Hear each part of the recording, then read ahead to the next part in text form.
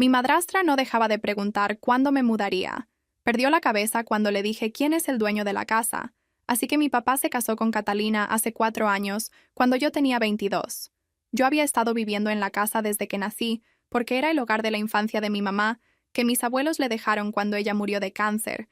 Cuando yo tenía 17, papá y yo simplemente nos quedamos allí.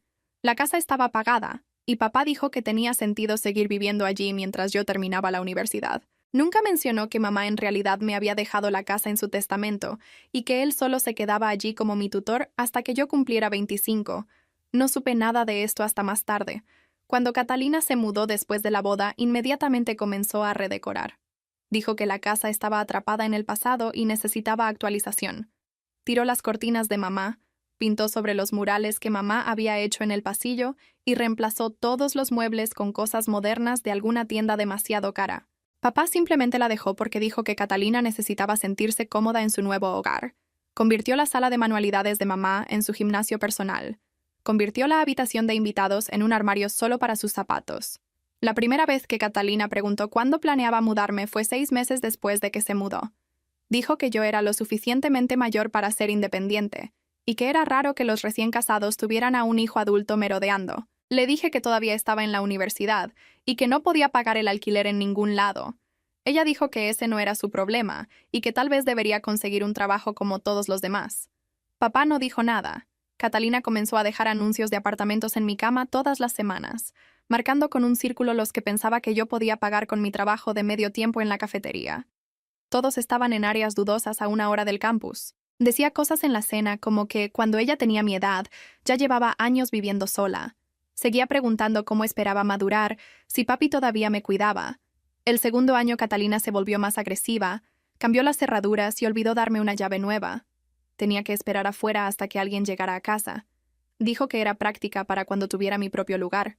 Puso un candado en el refrigerador y dijo que necesitaba comprar mi propia comida. Como yo era básicamente un inquilino, comenzó a cobrarme $200 de alquiler al mes. Eso, dijo ella, me estaba enseñando responsabilidad. Papá estuvo de acuerdo con todo. Catalina les dijo a todos en las cenas familiares que me negaba a despegar y que estaba preocupada por mi desarrollo. Decía cosas como que algunas personas solo necesitan más empuje para dejar el nido. Mis parientes comenzaron a preguntarme por qué todavía vivía en casa. Catalina respondía por mí diciendo que le tenía miedo al mundo real, cuando me gradué de la universidad. Catalina me hizo una fiesta, no una fiesta de graduación, sino una fiesta de mudanza. Había invitado a todos sus amigos y familiares. Había una pancarta que decía finalmente volando solo. Incluso había contratado un camión de mudanzas para el día siguiente. Durante la fiesta dio un discurso sobre lo orgullosa que estaba de que finalmente me estuviera convirtiendo en un adulto y avanzando con mi vida. Ya había elegido colores de pintura para mi habitación. La estaba convirtiendo en su espacio de meditación. Todavía no había encontrado un apartamento porque acababa de empezar mi nuevo trabajo la semana anterior. Catalina dijo que tenía 30 días y que eso era generoso. Comenzó a empacar mis cosas mientras yo estaba en el trabajo. Llegaba a casa y encontraba cajas en mi habitación etiquetadas con cosas de cocina para apartamento nuevo y decoraciones para tu propio lugar.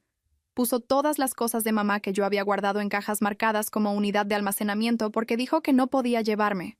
Todo a un apartamento estudio, a las 3 semanas de los 30 días. Catalina nos sentó a papá y a mí para una reunión en la casa. Había elaborado planes para renovar toda la casa. Una vez que me fuera, quería derribar paredes, agregar una piscina, destruir por completo la cocina que mi mamá había diseñado. Dijo que era hora de hacer que la casa fuera verdaderamente de ellos, en lugar de vivir a la sombra de mi madre. En realidad usó esas palabras. Papá simplemente asintió. Catalina ya se había reunido con contratistas. Nos mostró estimaciones de que las renovaciones costarían alrededor de $300,000. Dijo que usarían los ahorros de jubilación de papá y pedirían un préstamo contra la casa. Ya había programado citas con bancos. Dijo que una vez que me mudara la próxima semana, la construcción comenzaría de inmediato. Fue entonces cuando finalmente le dije que no podía pedir un préstamo contra la casa, porque la casa era mía. Mamá me la dejó en su testamento. La heredaría oficialmente en mi cumpleaños número 25, que era en 2 meses. Papá solo se quedaba allí como cortesía mía. Catalina se rió. En realidad se rió y dijo que yo deliraba. Saqué el testamento de mamá que había conseguido de la abogada la semana anterior cuando comencé a hacer preguntas sobre por qué Catalina estaba tan obsesionada con renovar. Catalina lo leyó, su rostro pasó de rojo a blanco a morado. Se quedó mirando el papel en sus manos, mirándolo como si las palabras pudieran cambiar si miraba lo suficientemente atenta. El silencio se prolongó tanto que pude escuchar el reloj de la cocina haciendo tic-tac desde la otra habitación. Luego la cara de Catalina se contorsionó y arrugó el testamento en una bola apretada con ambas manos. Me lo tiró directamente a la cara y rebotó en mi mejilla.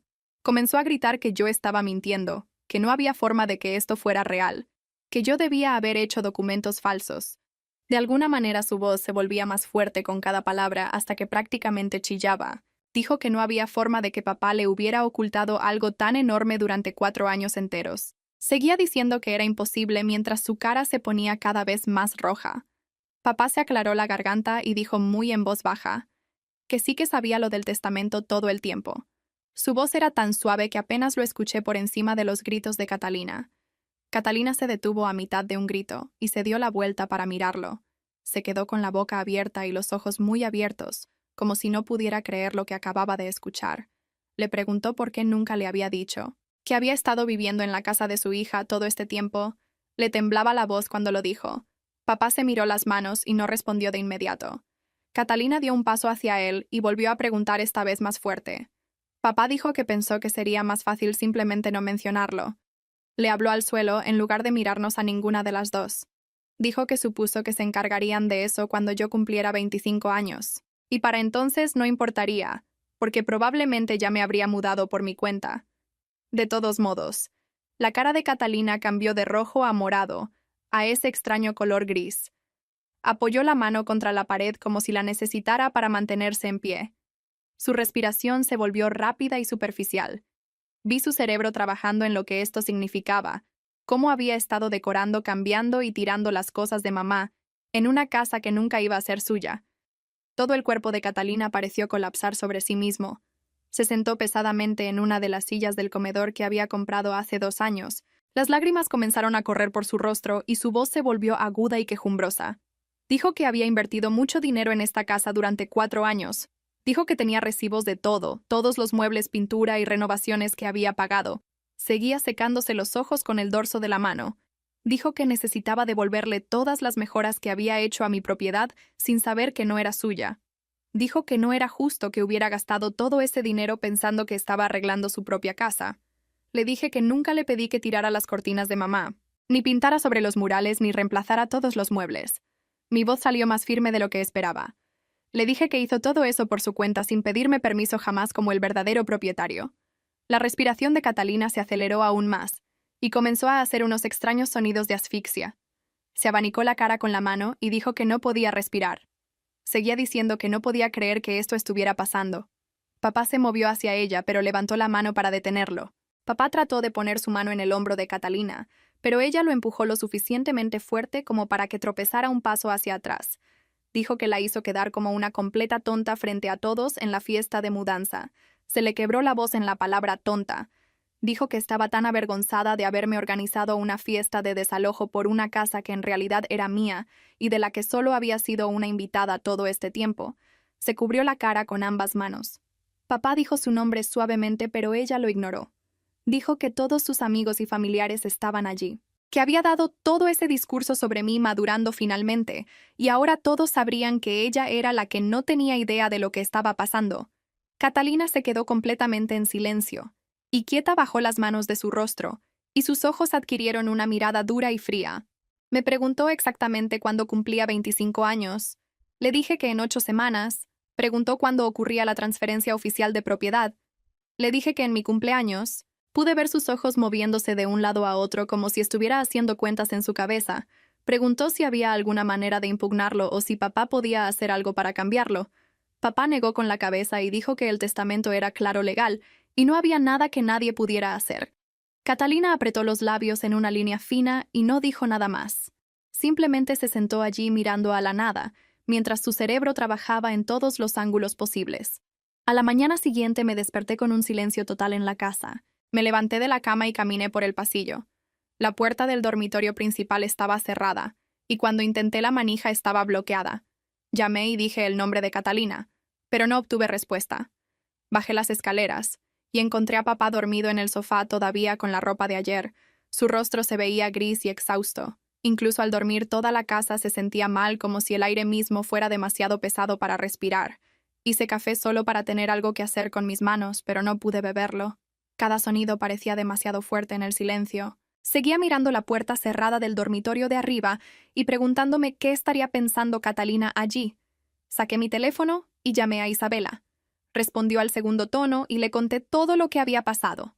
Dijo que vendría de inmediato. Apareció 45 minutos después con su cámara y un cuaderno. Comenzamos en mi habitación, donde Catalina ya había empacado la mitad de mis cosas. Isabela tomó fotos de las cajas etiquetadas como unidad de almacenamiento, que tenían las cosas de mamá en ellas.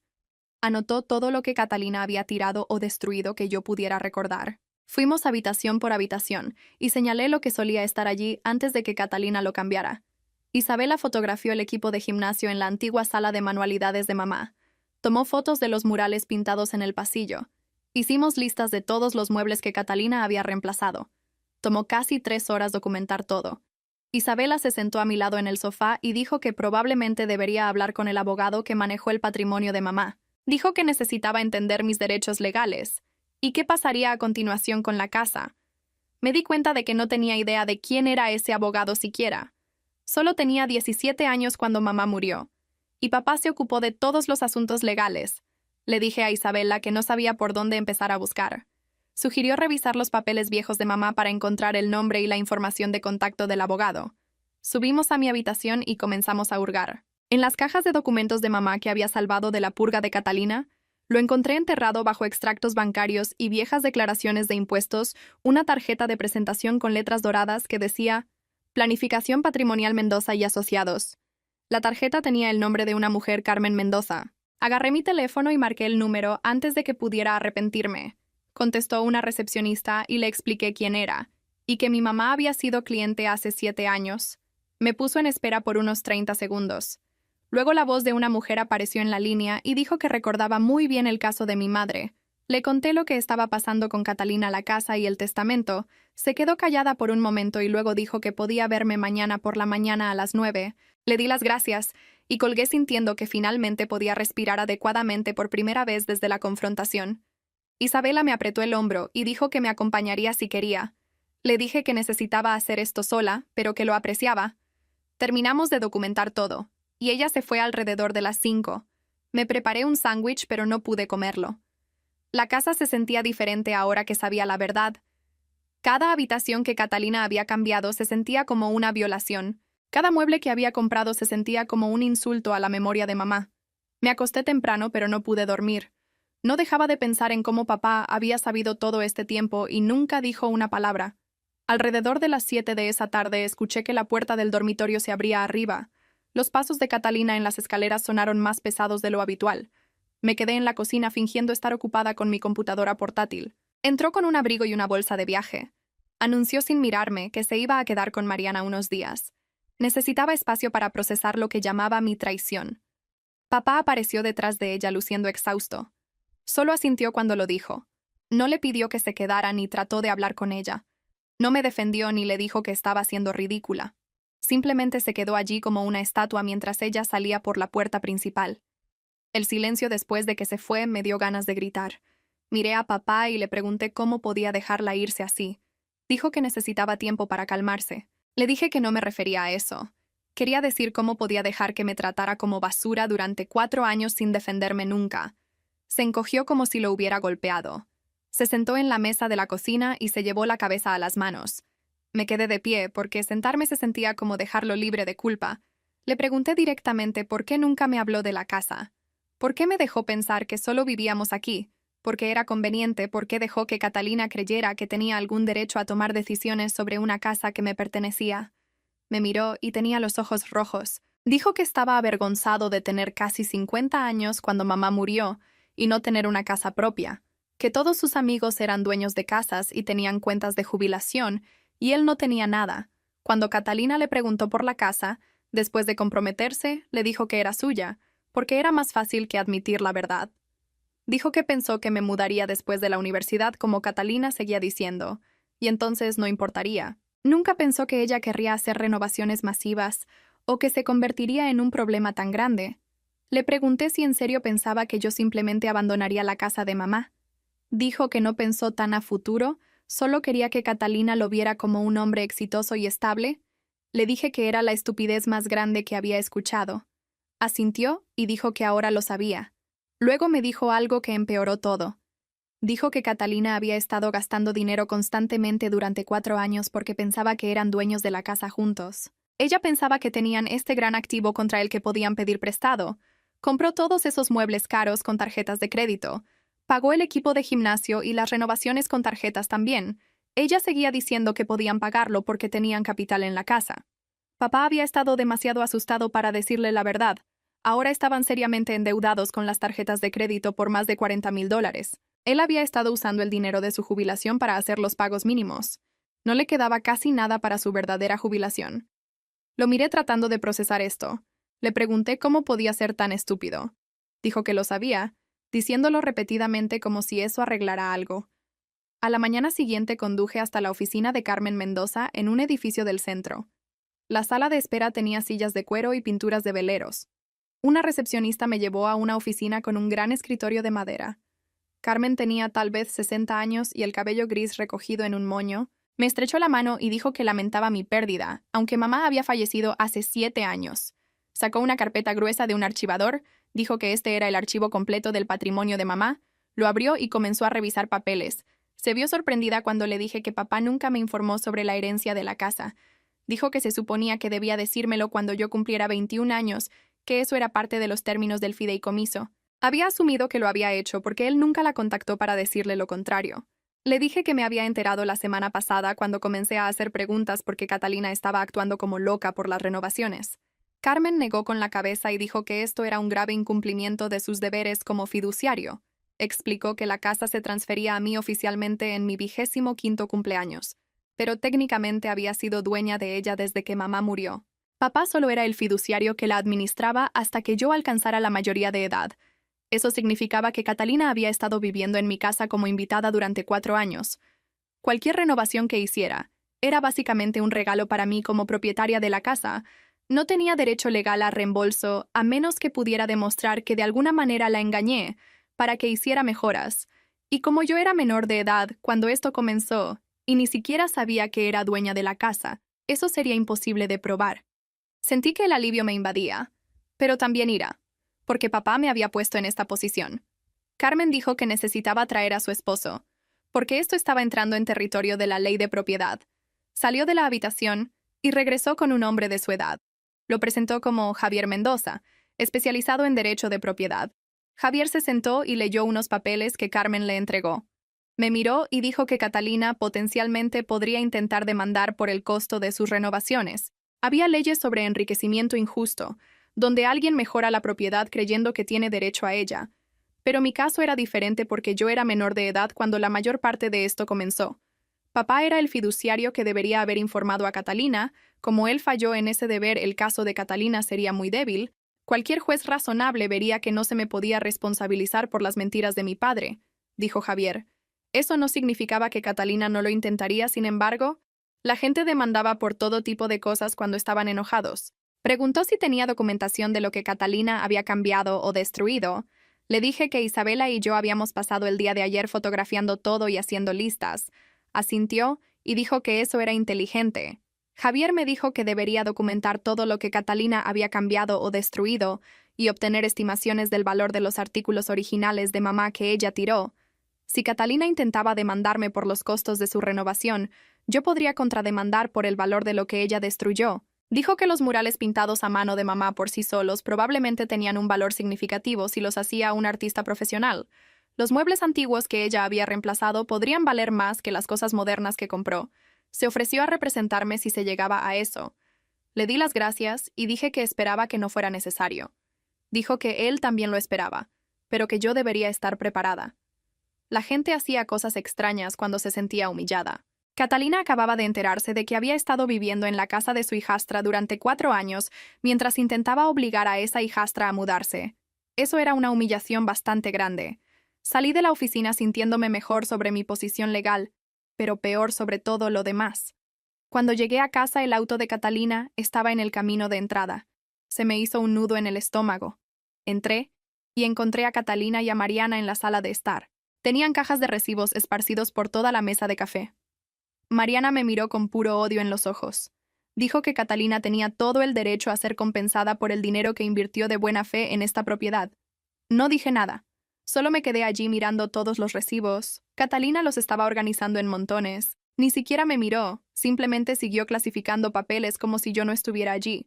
Mariana siguió hablando sobre cómo Catalina había puesto su corazón y su dinero para hacer que esta casa fuera hermosa, cómo había trabajado tan duro para actualizar todo, cómo no era justo que fuera castigada por tratar de hacer un hogar. Quería señalar que para empezar nunca fue el hogar de Catalina, pero mantuve la boca cerrada. El consejo de Javier resonó en mi cabeza. Documenta todo, no te involucres, prepárate. Catalina finalmente me miró. Tenía su computadora portátil abierta en el sofá junto a ella. Le dio la vuelta para que yo pudiera ver la pantalla. Era una hoja de cálculo con fechas, montos y descripciones. Había enumerado cada cosa que había comprado o pagado en la casa durante 4 años. Muebles nuevos para la sala de estar, equipo de gimnasio, pintura y suministros para redecorar, electrodomésticos nuevos para la cocina. El total en la parte inferior, decía, $85,467.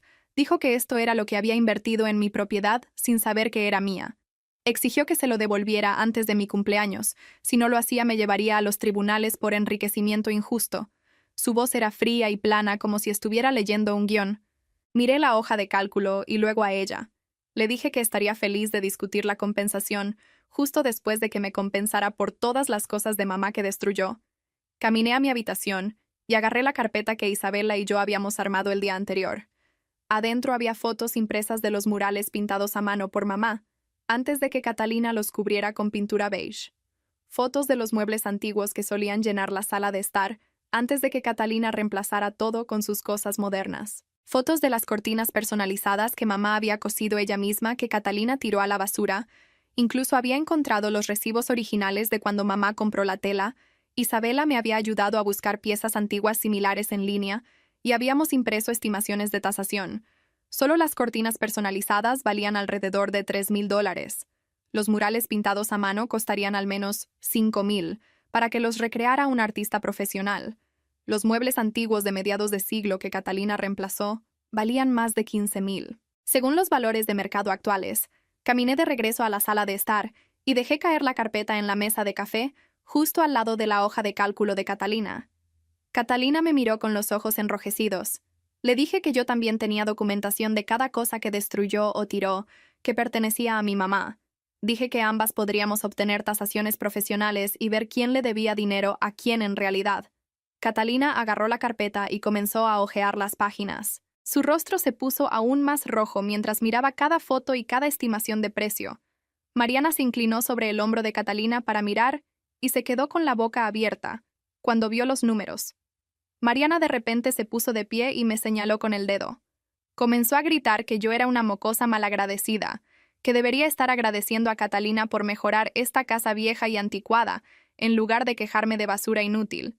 Dijo que Catalina había trabajado tan duro para hacer que este lugar fuera moderno y hermoso, y todo lo que me importaba eran unos muebles viejos y pinturas feas. Yo solo me quedé allí y no dije nada. Isabela había estado sentada en silencio en la esquina todo este tiempo, solo viendo cómo sucedía todo. Finalmente se puso de pie y caminó hacia donde estaba Mariana. Isabela le dijo a Mariana con mucha calma que tenía que irse, porque esto era entre Catalina, papá y yo. Mariana se volvió hacia Isabela y preguntó quién era ella y por qué estaba aquí. Isabela dijo que era mi amiga y estaba aquí para apoyarme. Mariana se rió y dijo que este era un asunto familiar y que Isabela tenía que meterse en sus propios asuntos. Papá todavía estaba sentado en el sofá, luciendo completamente exhausto. Isabela lo miró y le preguntó si estaba de acuerdo en que Mariana debería irse para que pudiéramos hablar de esto en privado.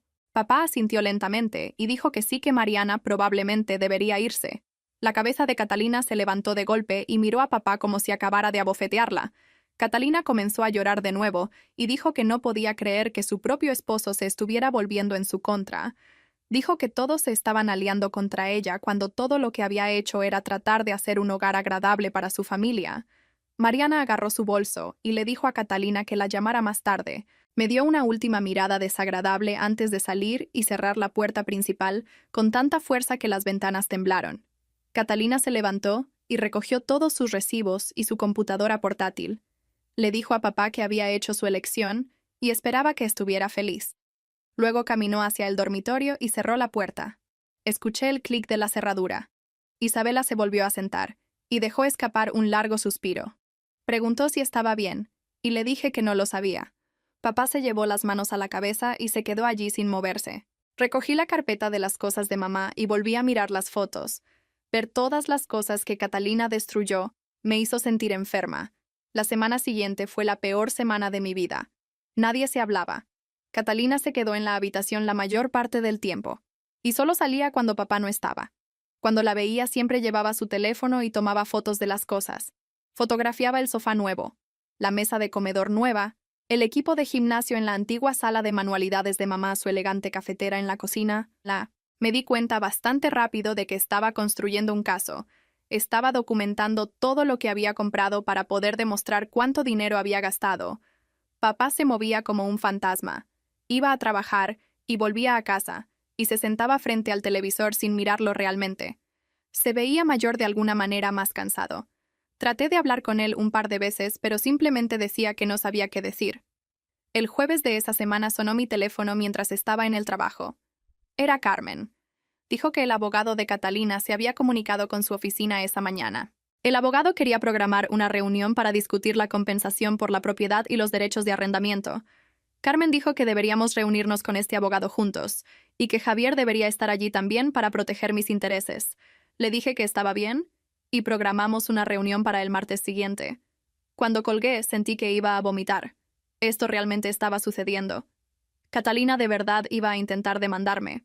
En el trabajo al día siguiente, Sebastián notó que estaba distraída y seguía estropeando los pedidos.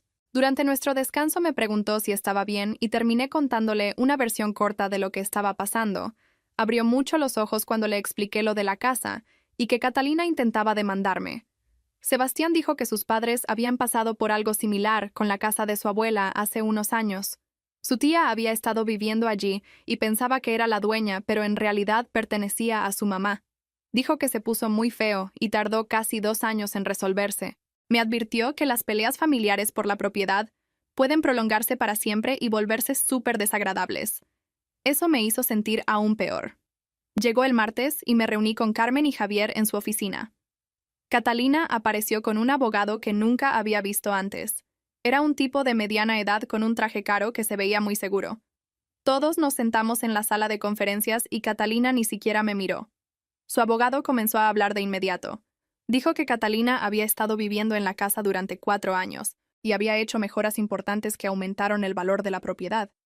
Afirmó que Catalina tenía derechos de inquilina ya que había estado allí tanto tiempo y había invertido tanto dinero. Dijo que Catalina tenía derecho a compensación por las mejoras que hizo de buena fe. Javier se mantuvo completamente tranquilo. Explicó que Catalina nunca fue en realidad una inquilina porque nunca me pagó el alquiler a mí como propietaria. Dijo que su esposo era el fiduciario que debería haberle contado la situación de propiedad.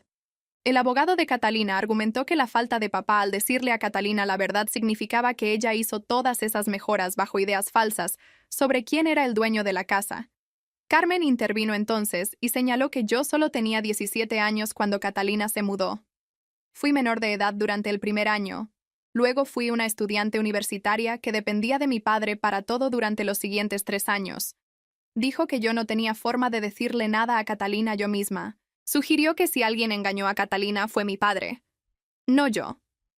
El abogado de Catalina escribió algunas notas y dijo que tendrían que pensar en eso. La reunión continuó durante otra hora con ambas partes debatiendo. Finalmente, el abogado de Catalina dijo que estaban preparados para presentar una demanda por $85,000 más dinero adicional por dolor emocional. Javier dijo que contrademandaríamos por el valor de todo lo que Catalina destruyó y por hacer cambios a mi propiedad sin permiso. La reunión terminó sin que se resolviera nada. Catalina salió sin decirle una palabra a nadie, y su abogado la siguió. Me quedé sentada allí sintiéndome completamente agotada. Conduje a casa con las manos temblando en el volante todo el viaje.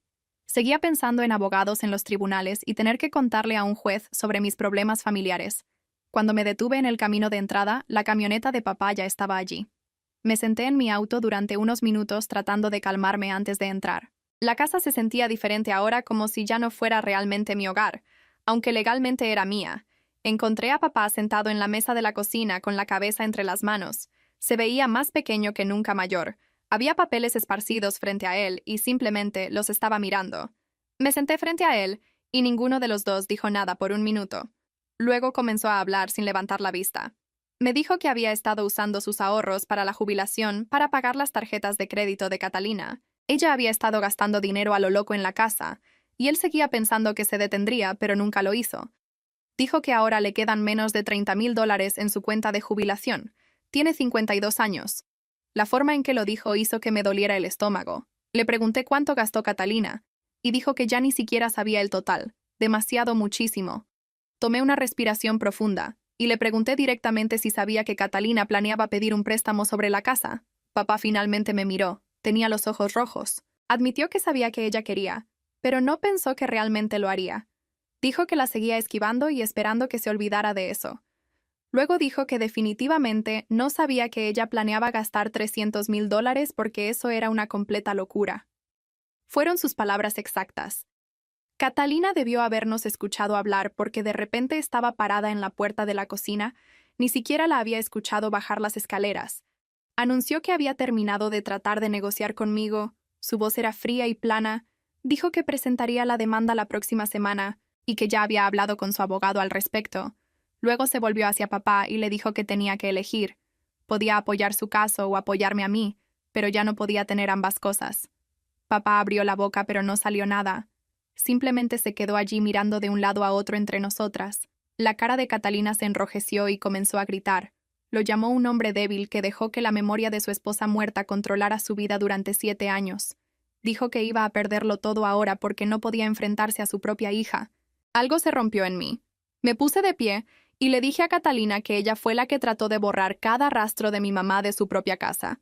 Le dije que tal vez si hubiera mostrado algo de respeto por la memoria de mi madre, no estaríamos en esta situación. Catalina cruzó la cocina en 3 pasos y me abofeteó con fuerza en la cara. El sonido resonó en la casa silenciosa.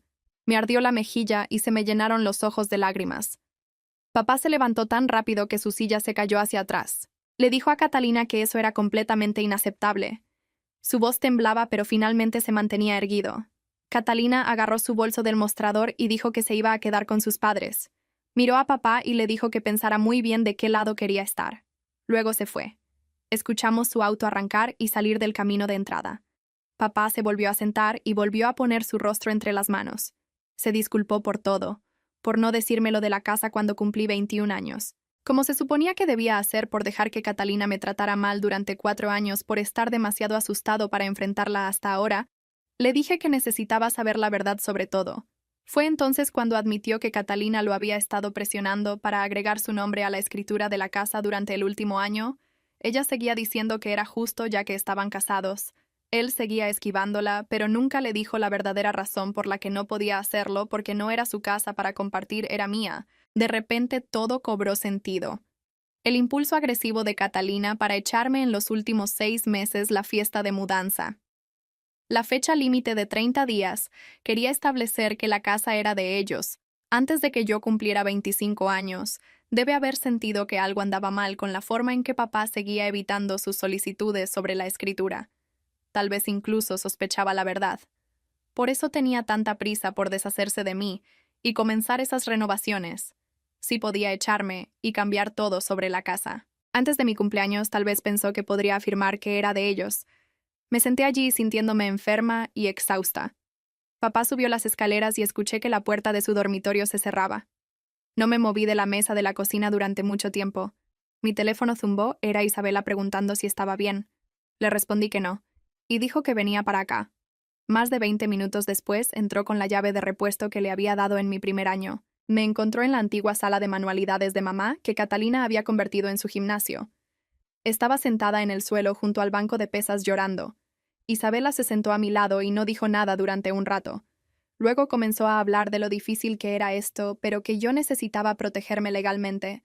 Dijo que Catalina había demostrado una y otra vez que haría lo que fuera necesario para obtener lo que quiere. Isabela me recordó que Catalina había estado tratando de forzarme a salir durante años, que ella había cambiado.